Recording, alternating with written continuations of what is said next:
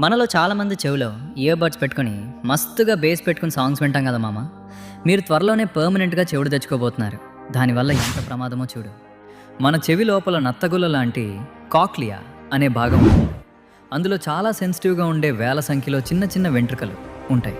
మనం బేస్ పెంచి సౌండ్ కొట్టినప్పుడు ఆ సౌండ్ వేవ్స్ ఒక సునామీలాగా వెళ్ళి ఆ సున్నితమైన కణాలని డ్యామేజ్ చేస్తాయి మామ.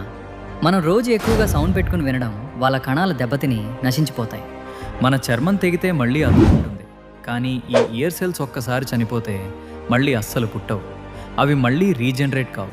అంటే లైఫ్ లాంగ్. ఏంటి ఎవరు ఏం చెప్పినా వినిపించట్లేదు అని అనాల్సిందే. పర్మనెంట్గా మిషన్ పెట్టుకోవాల్సిందే. అందువల్ల మన చెవులు శాశ్వతంగా షెడ్కిపోకముందే వాల్యూమ్ 60% మించకూడదు. రోజుకి 60 నిమిషాల కంటే ఎక్కువ ఇయర్ బడ్స్ వాడకూడదు. చెవులు పోగొట్టుకోకముందే. ఎప్పుడూ చెవిలో బడ్స్ పెట్టుకుని తిరిగే ఆ నీ ఫ్రెండ్కి ఈ వీడియోని ఇప్పుడే